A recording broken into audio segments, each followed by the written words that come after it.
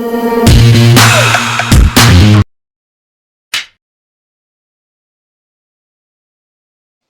എന്തെങ്കിലും വാങ്ങുന്നതിലും വിൽക്കുന്നതിലും എങ്ങനെ വിജയിക്കാം എന്ന് നോക്കാം. നിങ്ങളുടെ ആഗ്രഹം അല്ലെങ്കിൽ ആശയം മനസ്സിന്റെ ആഴങ്ങളിലേക്ക് എത്തിക്കുന്നതിനുള്ള ആദ്യ പടി വിശ്രമിക്കുക എന്നതാണ്. നിങ്ങൾ ആഗ്രഹിക്കുന്ന കാര്യം യാഥാർത്ഥ്യമായി സങ്കല്പിക്കാൻ തുടങ്ങുക എന്നതാണ് രണ്ടാമത്തെ ഘട്ടം. വീട് വാങ്ങുന്നതിന് നിങ്ങൾക്കിനി പറയുന്ന എന്റെ എല്ലാ ആവശ്യങ്ങളും നിറവേറുമെന്നതും എനിക്ക് അനുയോജ്യമായ വീട് നിർമ്മിക്കാൻ സാധിക്കുമെന്നും ഇപ്പോൾ അതെനിക്ക് വെളിപ്പെടുത്തുന്നു. ഞാനിപ്പോൾ ഈ അഭ്യർത്ഥന എന്റെ ഉപബോധ മനസ്സിലേക്ക് മാറ്റുകയാണ്. എന്റെ അഭ്യർത്ഥനയുടെ സ്വഭാവമനുസരിച്ച് അത് പ്രതികരിക്കും എന്നെനിക്കറിയാം. വളർച്ചയുടെ നിയമങ്ങളിൽ പരോക്ഷമായി വിശ്വസിച്ചുകൊണ്ട് ഒരു കർഷകൻ ഒരു വിത്ത് നിലത്ത് നിക്ഷേപിക്കുന്നത് പോലെ തികഞ്ഞ വിശ്വാസത്തോടെയും ആത്മവിശ്വാസത്തോടെയും ഞാൻ അഭ്യർത്ഥിക്കുന്നു. നിങ്ങളുടെ വീട് വിൽക്കാൻ നിങ്ങൾ ആഗ്രഹിക്കുന്നുവെങ്കിൽ നിങ്ങൾക്ക് ഇനി പറയുന്ന രീതി പ്രയോജനപ്പെടുത്താം. ഈ വീട് ആഗ്രഹിക്കുന്നതും അതിൽ അഭിവൃദ്ധി പ്രാപിക്കുന്നതുമായ വാങ്ങുന്നയാളെ എനിക്ക് അയച്ചത് എന്റെ ഉപബോധ മനസ്സിന്റെ സർഗാത്മകമായ ബുദ്ധിയാണ്. അത് തെറ്റുകൾ വരുത്തുന്നില്ല. വാങ്ങുന്നയാൾ ശരിയാണെന്നും സമയം ശരിയാണെന്നും വില ശരിയാണെന്നും എനിക്കറിയാം. എന്റെ ഉപബോധ മനസ്സിന്റെ ശക്തി ഇപ്പോൾ നമ്മെ രണ്ടുപേരെയും ദൈവത്തിന്റെ തീരുമാനപ്രകാരം ഒരുമിച്ച് കൊണ്ടുവരുന്നു. നിങ്ങൾ അന്വേഷിക്കുന്നത് നിങ്ങളെയും അന്വേഷിക്കുന്നുവെന്ന് എപ്പോഴും ഓർക്കുക. വിജയം എന്നത് തങ്ങളുടേതാണെന്ന് ബോധ്യപ്പെടുന്നത് വരെ ദിവസത്തിൽ പല തവണ ശുഭാപ്തി വിശ്വാസത്തോടെ പ്രാർത്ഥിക്കുക. നിങ്ങൾ വിജയിക്കാനാണ് ജനിച്ചത് എന്ന് വിശ്വസിക്കുക. നിങ്ങൾ പ്രാർത്ഥിക്കുമ്പോൾ അത്ഭുതങ്ങൾ സംഭവിക്കും. മാർക്കോണി, ഐൻസ്റ്റൈൻ തുടങ്ങിയ പല ശാസ്ത്രജ്ഞന്മാരും അവരുടെ മഹത്തായ നേട്ടങ്ങൾ കൈവരിക്കുന്നതിനായി ഉപബോധ മനസ്സിനെ വളരെയധികം ഉപയോഗപ്പെടുത്തിയിട്ടുണ്ട്. പ്രശസ്ത രസതന്ത്രജ്ഞനായ ഫ്രെഡറിക് വോൺ സ്ട്രാഡോണിറ്റ്സ് ബെൻസിനിന്റെ രാസഘടന മനസ്സിലാക്കാൻ വളരെ കാലമായി പാടുപെടുകയായിരുന്നു. പക്ഷെ ഉത്തരം കിട്ടാതെ ക്ഷീണിതനും നിരാശനുമായ സ്ട്രാഡോണിറ്റ്സ് വിഷയം പൂർണ്ണമായും തന്റെ ഉപബോധ മനസ്സിലേക്ക് മാറ്റി. അങ്ങനെ അദ്ദേഹം ഒരിക്കൽ ഒരു ബസ്സിൽ കയറാൻ പോകുമ്പോൾ മനസ്സിൽ പെട്ടെന്ന് ഒരു പാമ്പിന്റെ രൂപം കണ്ടു. അത് സ്വന്തം വാലിൽ കടിക്കുകയും ചക്രം പോലെ തിരിയുകയും ചെയ്തു. അത് പ്രസിദ്ധമായ ബെൻസീൻ വളയത്തിലേക്ക് നയിച്ചു. 1920കളിൽ പ്രഗത്ഭനായ കനേഡിയൻ ഡോക്ടറും ഗവേഷകനുമായ ഡോക്ടർ ഫ്രെഡറിക് ബാൻഡിങ് പ്രമേഹത്തിന് പ്രതിവിധി കണ്ടെത്താൻ പാടുപെടുകയായിരുന്നു. അദ്ദേഹം അതിൽ കാര്യമായ സമയം ചിലവഴിച്ചു. വിജയിച്ചില്ല. ദിവസങ്ങളും മാസങ്ങളും കടന്നുപോയി. ഒരു രാത്രി ക്ഷീണിതനായി ഉറങ്ങുമ്പോൾ ഉറക്കത്തിൽ നായ്ക്കളുടെ ജീർണിച്ച പാൻക്രിയാറ്റിക് നാളത്തിൽ നിന്ന് അവശിഷ്ടങ്ങൾ വേർതിരിച്ചെടുക്കാൻ അവന്റെ ഉപബോധ മനസ്സ് അവനോട് നിർദ്ദേശിച്ചു. ഇത് ഇൻസുലിൻ വികസിപ്പിക്കുന്നതിലേക്ക് നയിച്ചു. അതാണ് ദശലക്ഷക്കണക്കിന് ആളുകളെ സഹായിച്ച വലിയൊരു കണ്ടുപിടുത്തത്തിലേക്ക് അദ്ദേഹത്തെ നയിച്ചത്. നിങ്ങളുടെ ഉപബോധ മനസ്സിൽ നിന്ന് മാർഗനിർദ്ദേശം എങ്ങനെ സ്വീകരിക്കാം? ബുദ്ധിമുട്ടുള്ള ഒരു തീരുമാനമെന്ന് നിങ്ങൾ കരുതുന്ന കാര്യം എടുക്കേണ്ടി വരുമ്പോൾ, അല്ലെങ്കിൽ നിങ്ങളുടെ പ്രശ്നത്തിന് പരിഹാരം കാണുന്നതിൽ പരാജയപ്പെടുമ്പോൾ അതിനെക്കുറിച്ച് ക്രിയാത്മകമായി ചിന്തിക്കാൻ ആരംഭിക്കുക. നിങ്ങൾക്ക് ഭയവും ആശങ്കയും ഉണ്ടെങ്കിൽ നിങ്ങൾ ശരിക്കും ചിന്തിക്കുന്നില്ല എന്നാണ് അർത്ഥം. യഥാർത്ഥ ചിന്ത ഭയത്തിൽ നിന്ന് മുക്തമാണ്. ലളിതമായ ഒരു സാങ്കേതികതയുടെ ഘട്ടങ്ങളിതാ. മനസ്സും ശരീരവും ശാന്തമാക്കുക. നിങ്ങളുടെ ശ്രദ്ധയെ ചലിപ്പിക്കുക. പ്രശ്നത്തിനുള്ള പരിഹാരത്തിൽ നിങ്ങളുടെ ചിന്ത കേന്ദ്രീകരിക്കുക. നിങ്ങളുടെ ബോധപൂർവമായ മനസ്സുകൊണ്ട് അത് പരിഹരിക്കാൻ ശ്രമിക്കുക. തികഞ്ഞ പരിഹാരത്തിൽ നിങ്ങൾ എത്രമാത്രം സന്തോഷിക്കും എന്ന് ചിന്തിക്കുക. പൂർണ്ണമായ ഉത്തരം നിങ്ങളുടേതാണെങ്കിൽ നിങ്ങൾക്ക് അനുഭവപ്പെടുന്ന വികാരം മനസ്സിലാക്കുക. നിങ്ങളുടെ മനസ്സിനെ സന്തോഷത്തിലും സംതൃപ്തിയിലും വിശ്രമിക്കുവാൻ അനുവദിക്കുക. എന്നിട്ടുറങ്ങാൻ പോവുക. നിങ്ങൾ ഉണരുമ്പോൾ നിങ്ങൾക്ക് ഉത്തരമില്ലെങ്കിൽ മറ്റെന്തെങ്കിലും തിരക്കിലായിരിക്കുക. നിങ്ങൾ മറ്റെന്തെങ്കിലും കാര്യങ്ങളിൽ മുഴുകിയിരിക്കുമ്പോൾ ഉത്തരം നിങ്ങളുടെ മനസ്സിലേക്ക് വരാൻ സാധ്യതയുണ്ട്. നിങ്ങൾ ഉപബോധ മനസ്സിനോട് മാർഗനിർദ്ദേശം തേടുമ്പോൾ ശരിയായ പ്രവർത്തനത്തെക്കുറിച്ച് നിശബ്ദമായി ചിന്തിക്കുക. മാർഗനിർദ്ദേശത്തിന്റെ രഹസ്യം നിങ്ങളുടെ ഉള്ളിലെ ജ്ഞാനത്തിന് കീഴിൽ പ്രവർത്തിക്കുമ്പോൾ നിങ്ങൾക്ക് പരാജയപ്പെടാനോ തെറ്റായ ഒരു ചുവടുവെപ്പ് നടത്താനോ കഴിയില്ല. നിങ്ങളുടെ വഴികളെല്ലാം മനോഹരവും നിങ്ങളുടെ പാതകളെല്ലാം സമാധാനവുമാണെന്ന് നിങ്ങൾ കണ്ടെത്തും. ഇത് വളരെ സമയമെടുക്കുമെന്നോ വലിയ പ്രശ്നമാണെന്നോ സ്വയം കരുതി നിങ്ങൾ ഉത്തരം വൈകിപ്പിക്കുന്നു. നിങ്ങളുടെ ഉപബോധ മനസ്സിന് ഒരു പ്രശ്നവുമില്ല. അതിന് ഉത്തരം മാത്രമേ അറിയൂ. പക്ഷേ അതെങ്ങനെ എപ്പോൾ ഉത്തരം തരുമെന്നത് നിങ്ങളുടെ ചിന്തയനുസരിച്ചായിരിക്കും.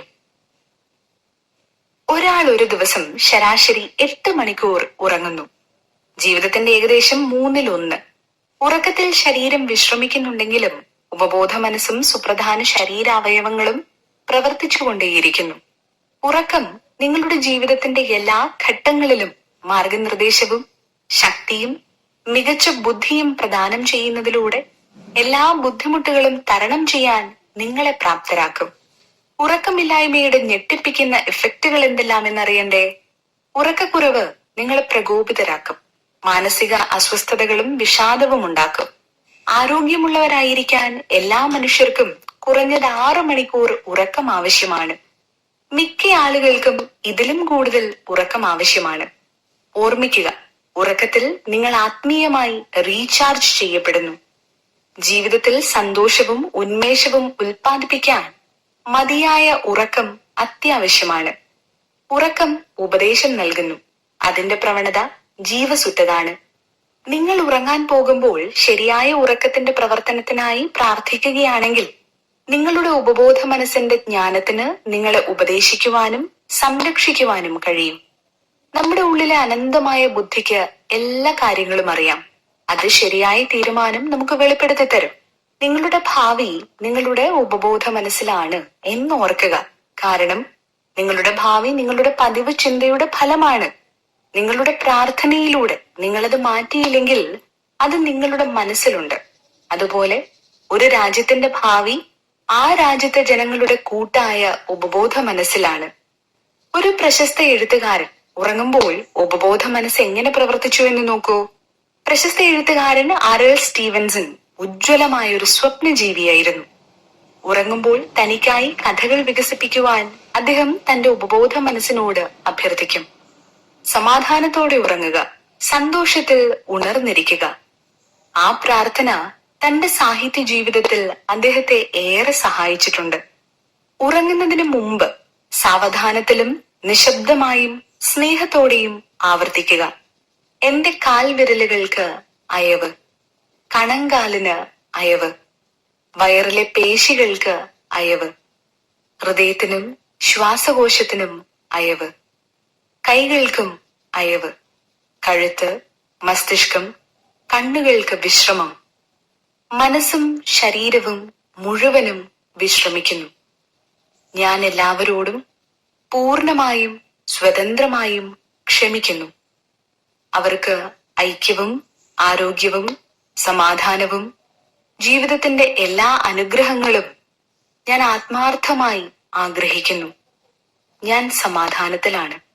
ഞാൻ സമചിത്തനും ശാന്തനുമാണ്. ഞാൻ സുരക്ഷിതത്വത്തിലും സമാധാനത്തിലും വിശ്രമിക്കുന്നു. എന്റെ ഉള്ളിലെ ദൈവിക സാന്നിധ്യം ഞാൻ തിരിച്ചറിയുമ്പോൾ ഒരു വലിയ ശാന്തത എന്റെ ഉള്ളിൽ നിറയുന്നു.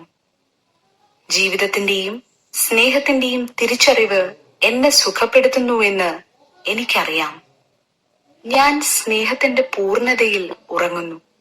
രാത്രി മുഴുവൻ എന്നിൽ സമാധാനം നിലനിൽക്കുന്നു. രാവിലെ ഞാൻ ജീവിതവും സ്നേഹവും കൊണ്ട് നിറയും. എനിക്ക് ചുറ്റും സ്നേഹത്തിന്റെ വൃത്തം വരച്ചിരിക്കുന്നു. ഞാൻ ഒരു ദോഷവും ഭയപ്പെടുകയില്ല. കാരണം ദൈവം എന്നോട് കൂടെയുണ്ട്. ഞാൻ സമാധാനത്തോടെ ഉറങ്ങുന്നു, സന്തോഷത്തോടെ ഉണരുന്നു. അവനിൽ ഞാൻ ജീവിക്കുന്നു, ചലിക്കുന്നു. ഈ പ്രാർത്ഥന നിങ്ങളെ എപ്പോഴും പോസിറ്റീവ് ചിന്തയോടെ ഇരിക്കാനും അതുവഴി നിങ്ങളുടെ ഉപബോധ മനസ്സ് കൂടുതൽ കരുത്തുറ്റതാവാനും സഹായിക്കുന്നു. ദമ്പതിമാർ ഒരുമിച്ച് പ്രാർത്ഥിക്കുന്നതിലൂടെ അവർ ഒരുമിച്ച് നിലകൊള്ളുന്നു. യഥാർത്ഥമായിരിക്കണമെങ്കിൽ ഒരു ദാമ്പത്യം ശരിയായ ആത്മീയ അടിസ്ഥാനത്തിൽ ആരംഭിക്കണം. സത്യസന്ധത, ആത്മാർത്ഥത, ദയ എന്നിവയെല്ലാം സ്നേഹത്തിന്റെ വശങ്ങളാണ്. അനുയോജ്യമായ ഭർത്താവിനെ എങ്ങനെ ആകർഷിക്കാം എന്നത് ഒരു മികച്ച സാങ്കേതികതയാണ്. രാത്രിയിൽ നിങ്ങളുടെ ചാരുകസേരയിൽ ഇരിക്കുക, കണ്ണുകൾ അടച്ച് വിശ്രമിക്കുക. നിശബ്ദമായി ഒന്നും തന്നെ ചെയ്യാതെ ശാന്തമായി ഇരിക്കുക. നിങ്ങളുടെ ഉപബോധ മനസ്സിനോട് പറയുക, സത്യസന്ധതയും ആത്മാർത്ഥതയുമുള്ള ഒരുവനെ ഞാൻ ഇപ്പോൾ എന്നിലേക്ക് ആകർഷിക്കുകയാണ്. ഞാൻ അഭിനന്ദിക്കുന്ന ഈ ഗുണങ്ങൾ ഇപ്പോൾ എന്റെ ഉപബോധ മനസ്സിലേക്ക് ആഴ്ന്നിറങ്ങുകയാണ്. ഈ സ്വഭാവ സവിശേഷതകളിൽ ഞാൻ വസിക്കുമ്പോൾ അവ എന്റെ ഭാഗമായി തീരുകയും ഉപബോധ മനസ്സോടെ ഉൾക്കൊള്ളുകയും ചെയ്യുന്നു. ആകർഷണത്തിന്റെ തടഞ്ഞു നിർത്താനാവാത്ത ഒരു നിയമമുണ്ടെന്നും എന്റെ ഉപബോധ മനസ്സനുസരിച്ച് ഒരു പുരുഷനെ എന്നിലേക്ക് ആകർഷിക്കുന്നുവെന്നും എനിക്കറിയാം. എന്റെ ഉപബോധ മനസ്സിൽ സത്യമെന്ന് എനിക്ക് തോന്നുന്നതിനെ ഞാൻ ആകർഷിക്കുന്നു. അവന്റെ സമാധാനത്തിനും സന്തോഷത്തിനും എനിക്ക് സംഭാവന നൽകാൻ കഴിയുമെന്ന് എനിക്കറിയാം. അവൻ എന്റെ ആദർശങ്ങളെ സ്നേഹിക്കുന്നു. ഞാൻ അവന്റെ ആദർശങ്ങളെ സ്നേഹിക്കുന്നു. അവൻ എന്റെ വ്യക്തിത്വത്തെ മാറ്റാൻ ആഗ്രഹിക്കുന്നില്ല. അവനെ ഒഴിവാക്കാനും ഞാൻ ആഗ്രഹിക്കുന്നില്ല. ഞങ്ങൾക്കിടയിൽ പരസ്പര സ്നേഹവും ബഹുമാനവുമുണ്ട്. ശ്രേഷ്ഠയായ ഭാര്യയെ എങ്ങനെ ആകർഷിക്കാമെന്ന് നോക്കൂ. എന്നോട് പൂർണ്ണമായി യോജിക്കുന്ന ശരിയായ സ്ത്രീയെ ഞാനിപ്പോൾ ആകർഷിക്കുന്നു. ഇതൊരു ആത്മീയ ഐക്യമാണ്. കാരണം ഞാൻ പൂർണ്ണമായും ഇണങ്ങുന്ന ഒരാളുടെ വ്യക്തിത്വത്തിലൂടെ ഒഴുകുന്ന ദൈവിക സ്നേഹമാണിത്. എനിക്ക് ഈ സ്ത്രീക്ക് സ്നേഹവും വെളിച്ചവും സമാധാനവും സന്തോഷവും നൽകാൻ കഴിയുമെന്ന് എനിക്കറിയാം. ഈ സ്ത്രീയുടെ ജീവിതം പൂർണ്ണവും അതിശയകരവുമാക്കാൻ എനിക്ക് കഴിയുമെന്ന് ഞാൻ വിശ്വസിക്കുന്നു. അവൾക്ക് ഇനി പറയുന്ന ഗുണങ്ങളുമുണ്ടെന്ന് ഞാൻ ഇപ്പോൾ വിശ്വസിക്കുന്നു. അവൾ വിശ്വസ്തയും സത്യവുമാണ്. ഞങ്ങൾ പരസ്പരം ആകർഷിക്കപ്പെടുന്നു. സ്നേഹത്തിനും സത്യത്തിനും സൗന്ദര്യത്തിനും മാത്രമേ എന്നിൽ പ്രവേശിക്കാൻ കഴിയൂ.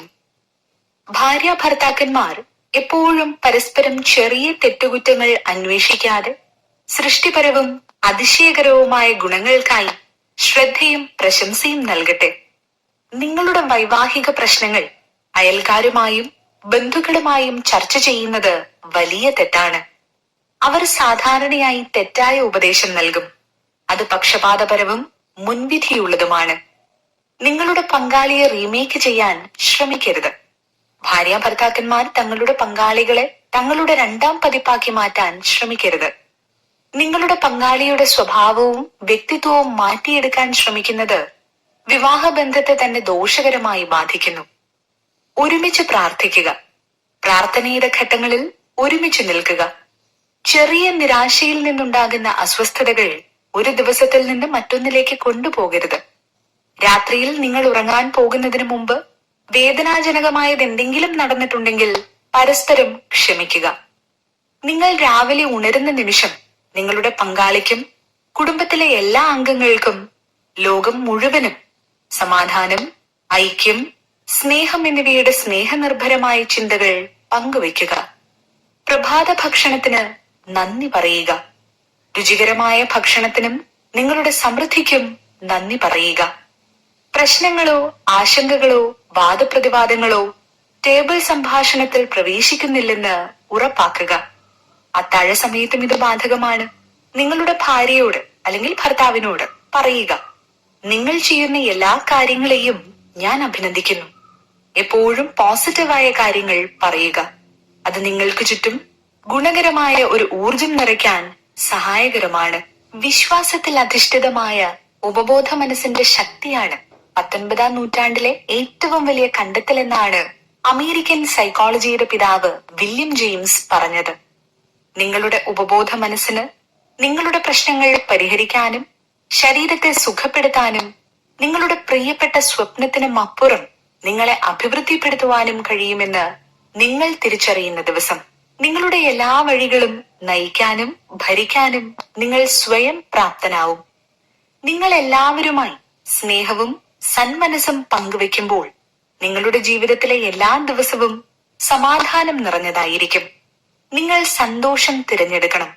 സന്തോഷം തിരഞ്ഞെടുക്കാൻ നിങ്ങൾക്ക് സ്വാതന്ത്ര്യമുണ്ട്. അവ ക്ഷേമവും സന്തോഷവും നൽകുന്നു. സന്തോഷം എങ്ങനെ തിരഞ്ഞെടുക്കാം? രാവിലെ കണ്ണു തുറക്കുമ്പോൾ സ്വയം പറയുക, കാരുണ്യവാനായ ദൈവം ഇന്നും എല്ലാ ദിവസവും എന്റെ ജീവിതത്തിന്റെ ചുമതല ഏറ്റെടുക്കുന്നു. ഇന്ന് എനിക്ക് വേണ്ടി എല്ലാ കാര്യങ്ങളും ഒരുമിച്ച് പ്രവർത്തിക്കുന്നു. ഇതെനിക്ക് പുതിയതും അത്ഭുതകരവുമായ ദിവസമാണ്. ഇതുപോലൊരു ദിവസം ഇനി ഉണ്ടാകില്ല. ഇങ്ങനെ മനസ്സിൽ പറഞ്ഞുകൊണ്ടാണ് നിങ്ങളുടെ ഓരോ ദിവസവും തുടങ്ങുന്നതെങ്കിൽ ദിവസം മുഴുവനും, വർഷം മുഴുവനും, ജീവിതം മുഴുവനും നിങ്ങൾക്ക് പോസിറ്റീവ് ആയിരിക്കാനും സന്തോഷവാനായിരിക്കാനും സാധിക്കും. എപ്പോഴും സന്തോഷത്തോടിരിക്കുന്നവർ സാധാരണയായി ജീവിതം വിജയകരമായി ജീവിക്കുവാനുള്ള കലയിൽ മികച്ചവരാണ്. ദൈവം ഉന്നതനും ഉത്തമനുമാണ്.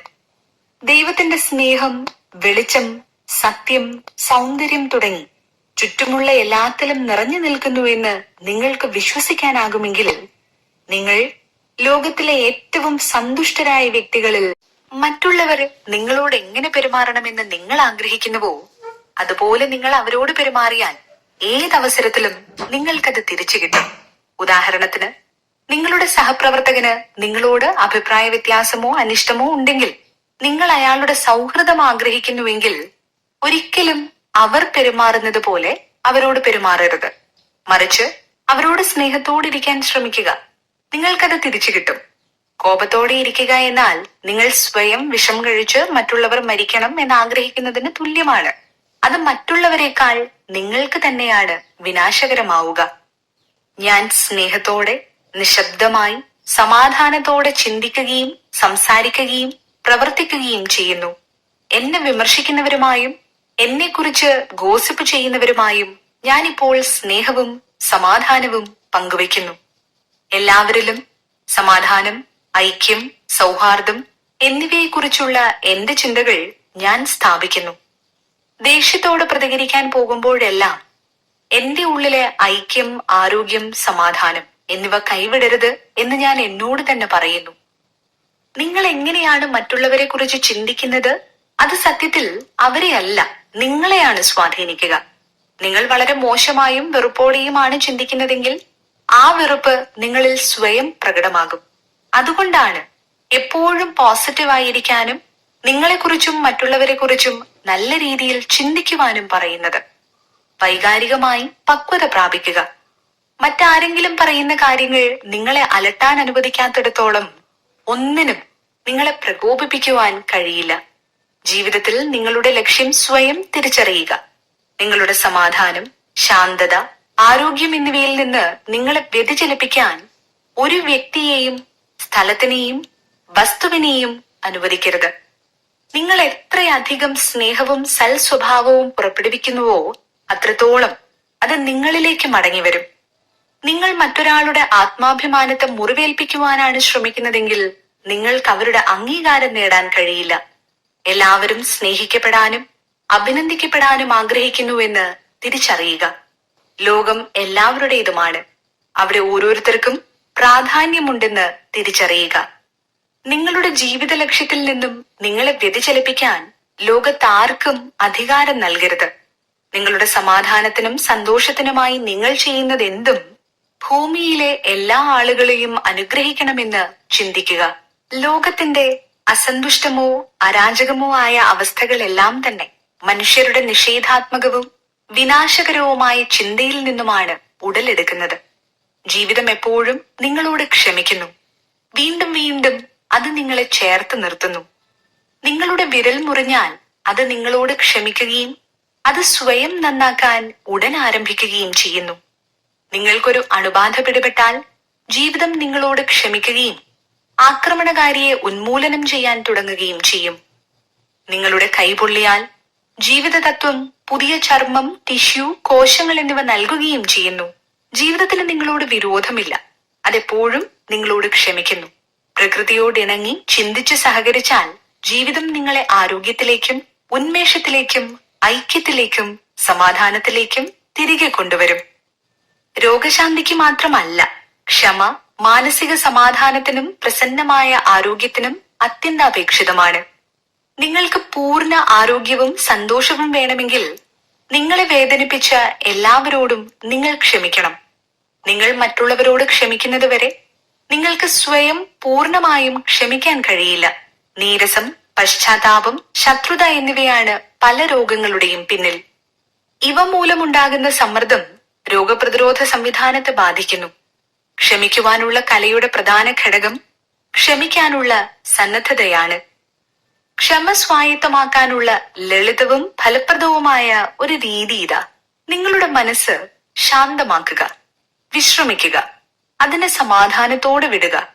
ദൈവത്തെക്കുറിച്ചും അവന് നിങ്ങളോടുള്ള സ്നേഹത്തെക്കുറിച്ചും ചിന്തിക്കുക. ഞാൻ പൂർണ്ണമായും സ്വതന്ത്രമായും ക്ഷമിക്കുന്നു. ഞാൻ അവനെ അല്ലെങ്കിൽ അവളെ മാനസികമായും ആത്മീയമായും വിടുന്നു. ഈ വിഷയവുമായി ബന്ധപ്പെട്ട എല്ലാ കാര്യങ്ങളും ഞാൻ പൂർണ്ണമായും ക്ഷമിക്കുന്നു. ഞാൻ സ്വതന്ത്രനാണ്. അവൻ അല്ലെങ്കിൽ അവൾ സ്വതന്ത്രനാണ്. അതൊരു അത്ഭുതകരമായ വികാരമാണ്.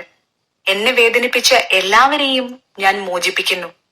ഓരോരുത്തർക്കും ആരോഗ്യവും സന്തോഷവും സമാധാനവും ജീവിതത്തിന്റെ എല്ലാ അനുഗ്രഹങ്ങളും ഞാൻ നേരുന്നു.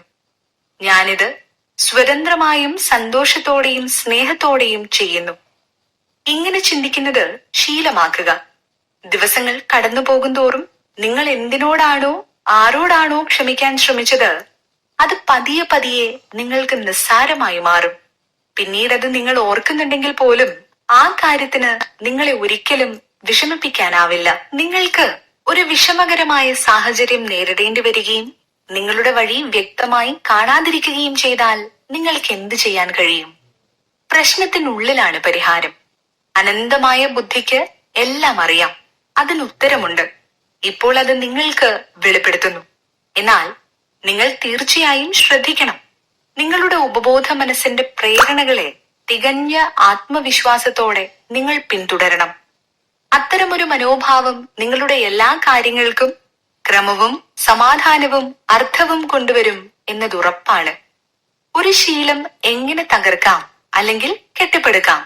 ഒരു ശീലം സൃഷ്ടിക്കാനോ മാറ്റാനോ നമുക്ക് ശക്തിയുണ്ട്. അതിന് വലിയ പരിശ്രമമോ അധ്വാനമോ ഒന്നും ആവശ്യമില്ല. ശരീരം വിശ്രമിക്കുകയും മയക്കവും ധ്യാനാത്മകവുമായ അവസ്ഥയിലേക്ക് പ്രവേശിക്കുകയും ചെയ്തുകൊണ്ട് ആരംഭിക്കുക. അടുത്ത ബന്ധുക്കൾ, സുഹൃത്തുക്കൾ നിങ്ങളെ അഭിനന്ദിക്കുന്നതായും അംഗീകരിക്കുന്നതായും സങ്കല്പിക്കുക. ക്രമമായി വ്യവസ്ഥാപിതമായി ഈ രീതിയിലിരുന്ന് ധ്യാനിക്കുക. പതിയെ നിങ്ങളിൽ നിങ്ങൾക്ക് തന്നെ അടിയുറച്ച ഒരു വിശ്വാസം വന്നു ചേരും. നിങ്ങൾക്ക് ശരിക്കും മനസമാധാനവും ശാന്തതയും വേണമെങ്കിൽ നിങ്ങൾക്കത് ലഭിക്കും. നിങ്ങളുടെ ലക്ഷ്യം സമാധാനം, ആരോഗ്യം, പ്രചോദനം, ഐക്യം, സമൃദ്ധി എന്നിവയാണ്.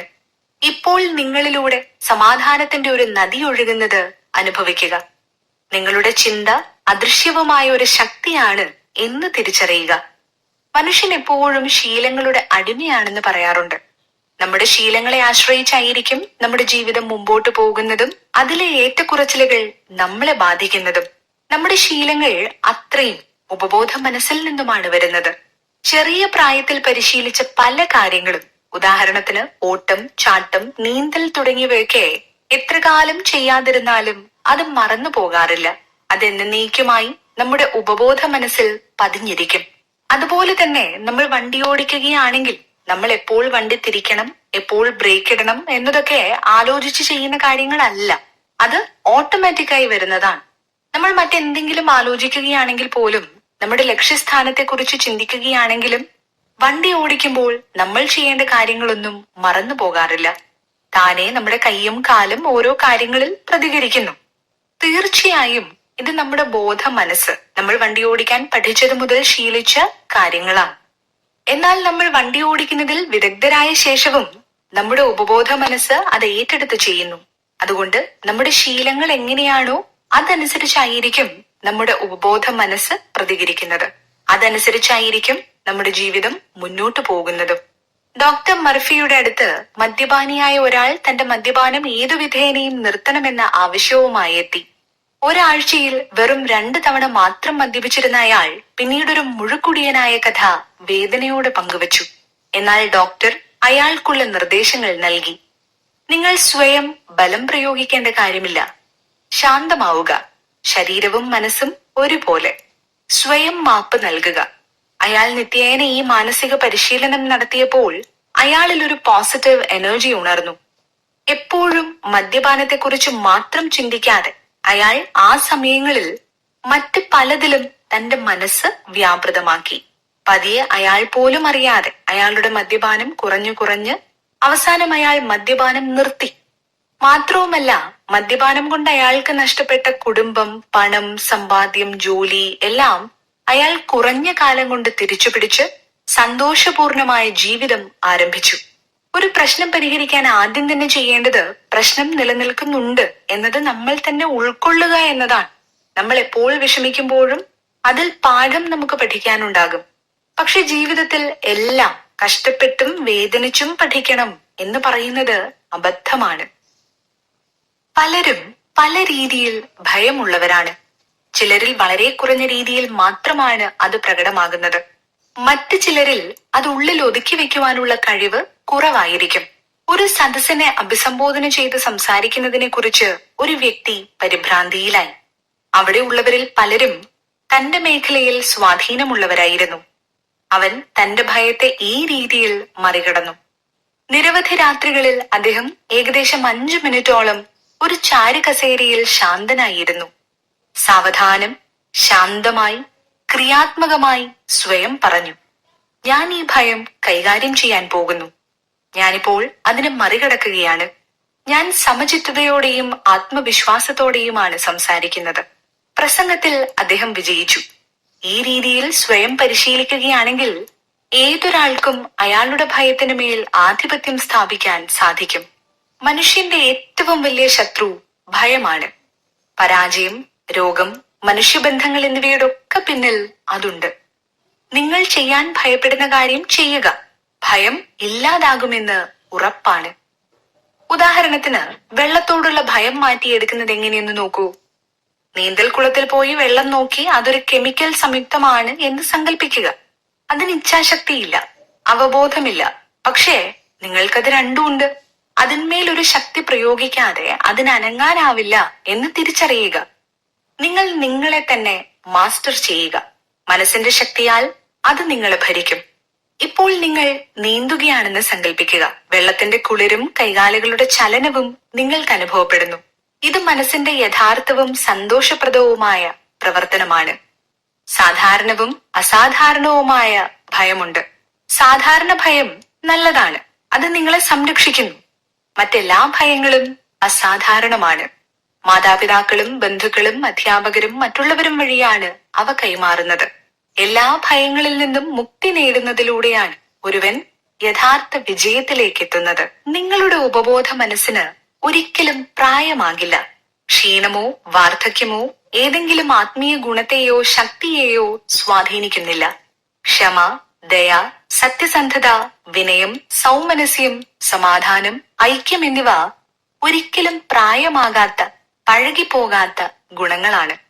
ഇവ എത്രത്തോളം നമ്മളിൽ പ്രകടമാണോ അത്രത്തോളം നമുക്ക് യൗവനത്തിൽ തുടരാം. ചിലർ വാർദ്ധക്യത്തിൽ മാത്രമാണ് ആദ്യമായി തങ്ങളുടെ മഹത്വം കൈവരിക്കുന്നത്. നിങ്ങളുടെ വയസ്സിനെ കുറിച്ച് ഓർത്ത് നിങ്ങൾ ഭയപ്പെടേണ്ടതില്ല. അത്രയും അനുഭവങ്ങൾ, ജീവിതം പഠിപ്പിച്ച പാഠങ്ങളാൽ നിങ്ങൾ സമ്പന്നനാണ് എന്നോർക്കുക. എപ്പോൾ, എങ്ങനെ, എവിടെ ഇരിക്കുന്നുവോ അതിൽ പൂർണ്ണമായും സന്തോഷവാനായിരിക്കുക. ജീവിതത്തിൽ എപ്പോഴും കഴിഞ്ഞുപോയ കാര്യങ്ങളിലേക്ക് തിരിഞ്ഞു നോക്കാതെ മുമ്പോട്ട് നടക്കുക. നിങ്ങൾ ഇതുവരെ അനുഭവിച്ചിട്ടുള്ളതിലും മികച്ച, മഹത്തായ, ഫലവത്തായ, സജീവവും ഉൽപാദനക്ഷമവുമായ ഒരു ജീവിത രീതിയുടെ തുടക്കമായിരിക്കാം ചിലപ്പോൾ നിങ്ങളുടെ വാർദ്ധക്യം.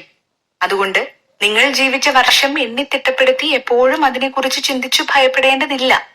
ജീവിതം ഇന്നാണ്, ഈ നിമിഷമാണ് എന്ന് എപ്പോഴും തിരിച്ചറിഞ്ഞ് ജീവിക്കുക. പ്രപഞ്ചശക്തിയായ സർവേശ്വരന്റെ ഒരു ഭാഗമാണ് നമ്മുടെ ഉപബോധ മനസ്സ്. അതിന് അതിരുകളില്ല, അനന്ത ശക്തിയാണത്. അതിന്റെ ആഴവും വ്യാപ്തിയും നമുക്ക് അളക്കാവുന്നതിലും ഏറെയാണ്.